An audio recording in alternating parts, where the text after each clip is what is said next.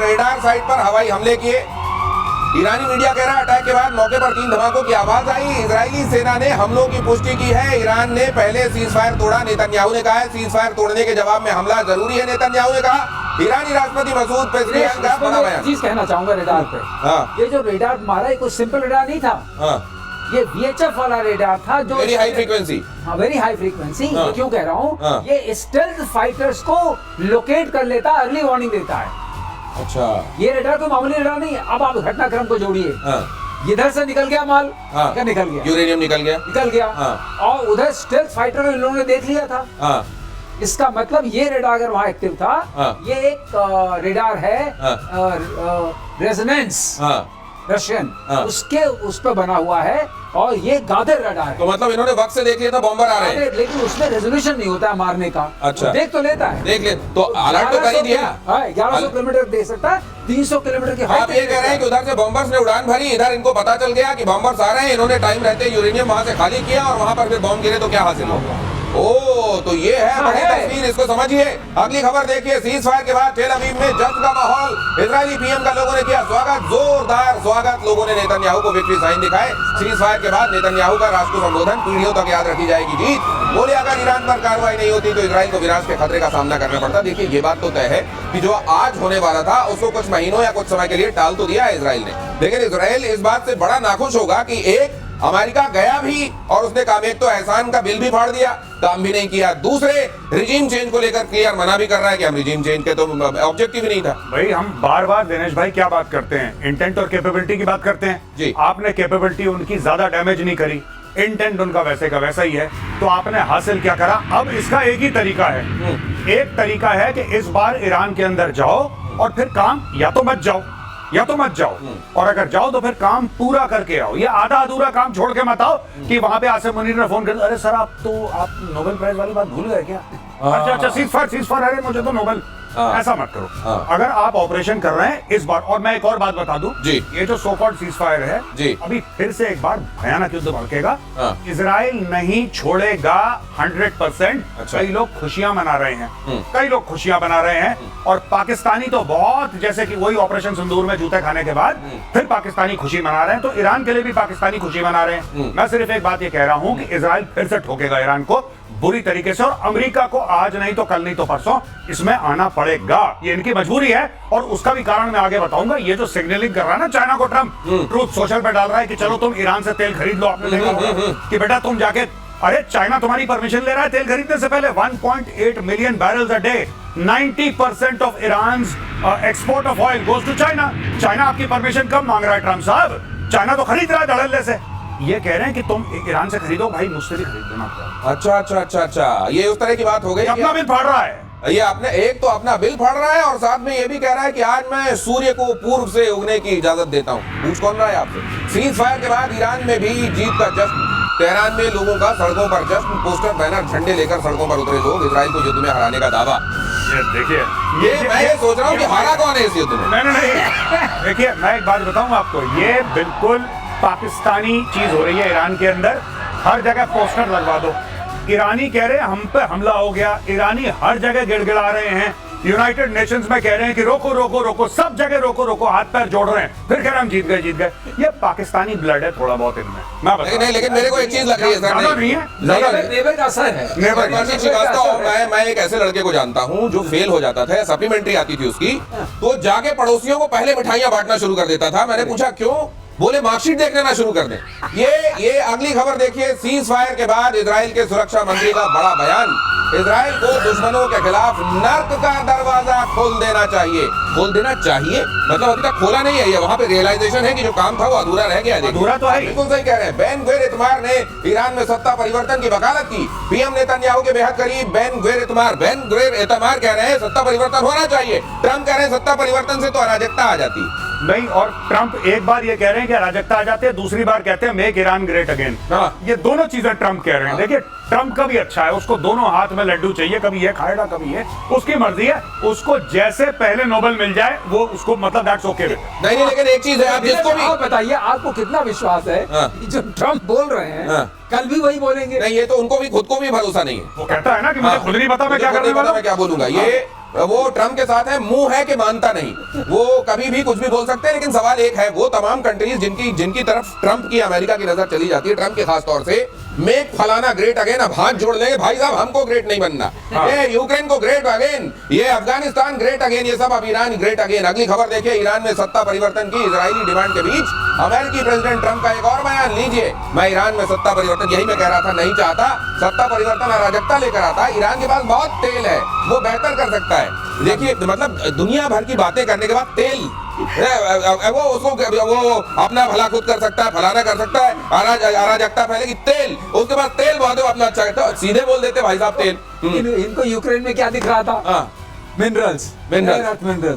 अब सुना है बलूचिस्तान को लेके बात कर रहा है पाकिस्तान, रेयर अर्थ बहुत है, ले लेना। इनको यही दिखता है, सबको सब कुछ दिखता है, इनको सिर्फ यही दिखता है। ये इतना सारा, मैं ये समझना, मैं ये दो तीन बातें समझने की कोशिश कर रहा हूँ। एक तो Pakistan mid air fuelling refuelling कहां पर हुई, ये बात वो कह रहा है भारत के एयर स्पेस का इस्तेमाल हुआ, इधर से कहा यार, वो पाकिस्तान ने जो टॉर्च दिखाई थी आपने पहले दिन दिखाया, क्या ईरान को ये पता नहीं कि खुशियां जरूर मना रहे हैं लेकिन मेरे हितैषी नहीं है पाकिस्तान के लोग? बिल्कुल सही है, बिल्कुल पता है, और ये इनके ऊपर एयर स्ट्राइक कर चुके हैं, और इनको ये पता है कि जो बलूचिस्तान वाला मसला है उसमें ये भी शामिल है। तो सब मिला जुला के पाकिस्तान से ईरान बहुत सावधान और सतर्क रहता है। ये उम्मा की बात चल के जितनी बात हो जाए, और आपने वो भी देख लिया उम्मा कैसे चलता है, ऐसे चलता है कि वो जाके बेचा है सब कुछ, अब आके यहाँ बोलने लगी। जब लोगों ने विरोध किया तब मुनीर जी ने मुनीर ने मुंह खोला। आपने सुना कभी?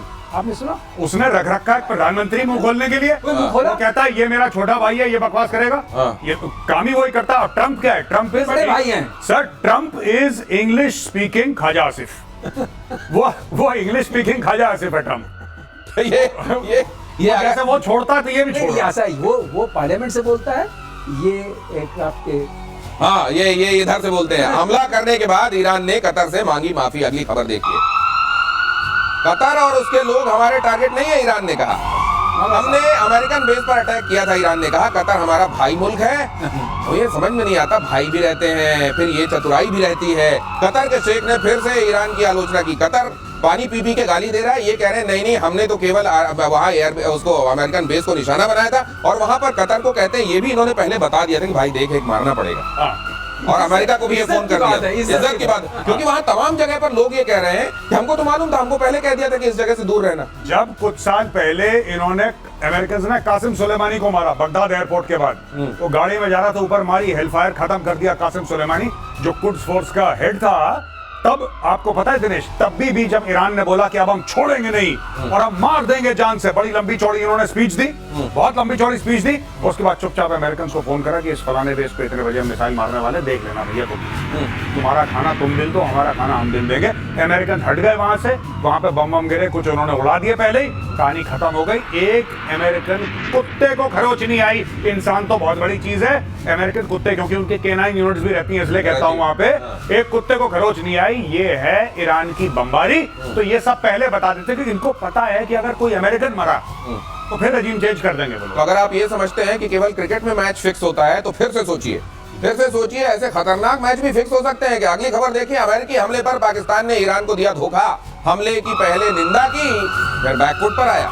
राष्ट्रीय सुरक्षा समिति की मीटिंग में अमेरिकी हमलों का जिक्र नहीं, निंदा को चिंता व्यक्त करने वाला कदम बताया। निंदा टू चिंता, फ्रॉम निंदा टू चिंता व्यक्त करने वाला। ये बिल्कुल चिंता, पहले निंदा करी, फिर उन्होंने चिंता व्यक्त करी। अभी आपको मैं बता रहा हूँ, इसके बाद ये चिंतन करेंगे। नहीं सर, एक चीज और, चिंता चिंतन, ये निंदा चिंता चिंतन जो करते हैं, इसी चिंतन में ये लोग कई बार ट्विटर में कुछ लिख देते हैं और वहां लिखना कंडेम ही चाहते हैं, और उसके बाद दुनिया कहती है, जब इनको बताती है भाई साहब एक बार होश में आओ जरा, क्या फूक के बैठे हो, फिर उसके बाद उसको सुधारते हैं।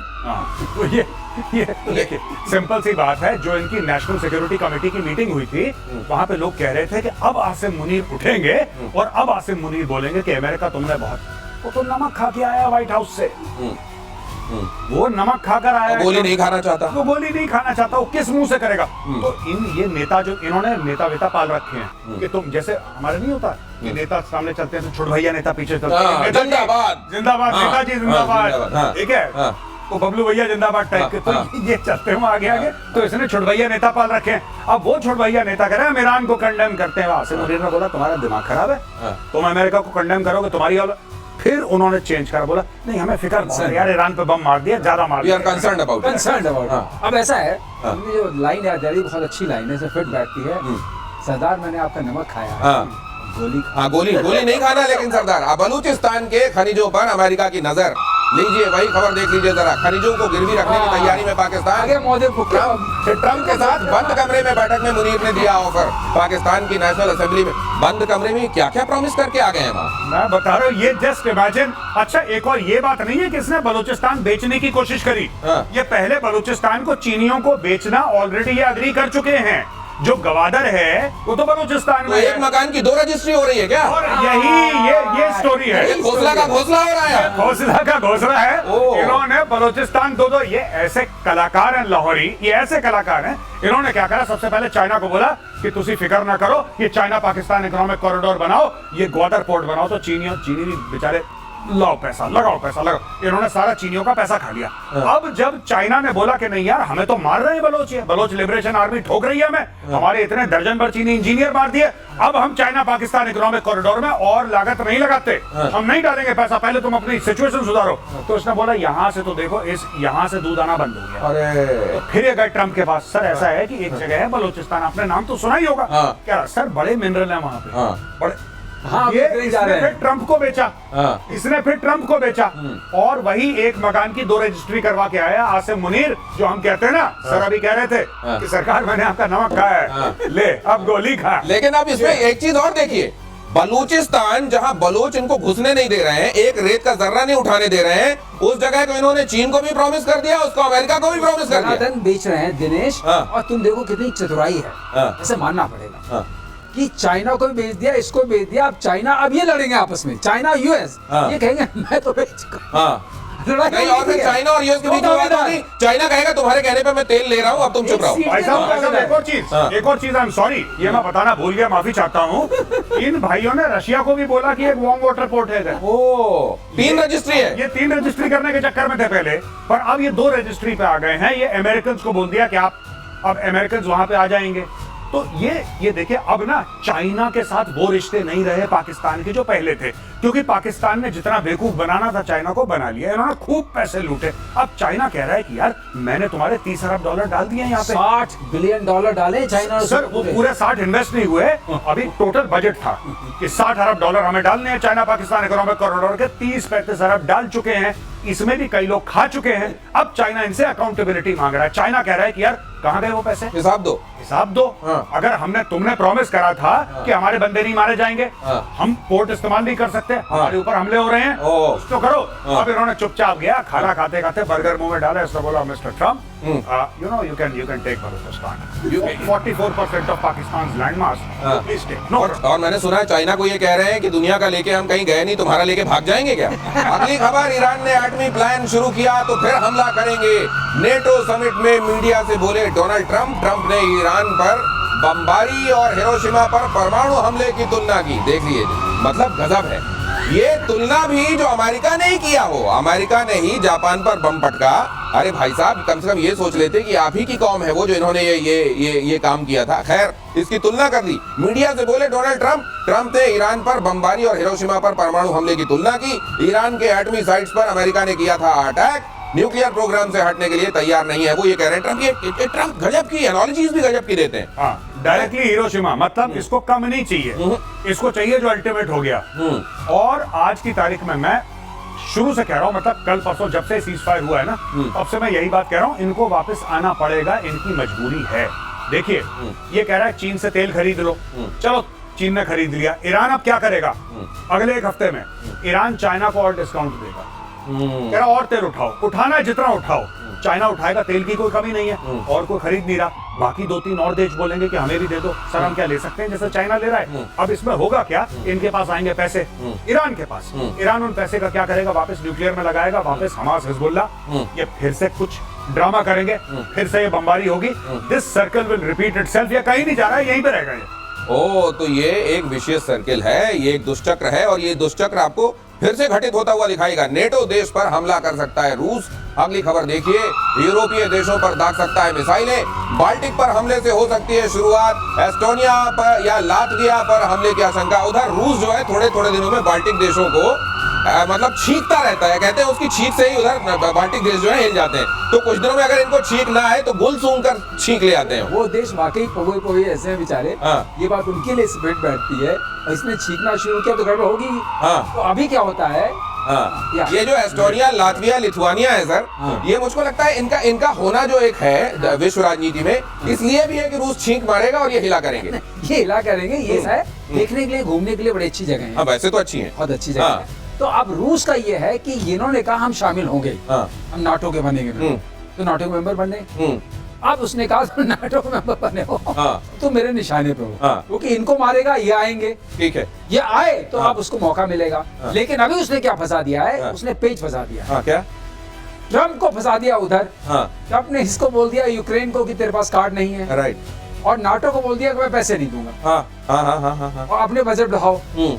और इन सब के बीच में वो नहीं, इनको तो वैसे थोड़े थोड़े दिनों में इनको अपनी कुर्सी से उठाता रहता है रूस, लेकिन एक बात ये समझाइए। इनसे मतलब नहीं उतना है, हाँ। उतना उसका मतलब है कि यूक्रेन में जो मैं 4 लेने वाला हूँ, हाँ। और ब्लैक सी तक हाँ। मेरे को थोड़ा ये अंडरस्टैंडिंग समझाइए इनकी, ट्रम्प के बीच की और पुतिन के बीच की अंडरस्टैंडिंग। ईरान जैसे गया और कोल्ड शोल्डर दिया गया उसको, ईरान सोच रहा था कि रूस तो मेरे समर्थन में आके एकदम शाना बशाना खड़ा होगा, लेकिन जिस तरीके से आई है ना मेजर साहब, जिस तरीके से वहां पर एक केमिस्ट्री, लगता है कि केमिस्ट्री थी ट्रम्प साहब के बीच में और पुतिन साहब के बीच में, और ये यूक्रेन वाले मामले में भी जब से ट्रम्प आए उन्होंने हाथ हल्का कर दिया यूक्रेन को, ठीक है तुम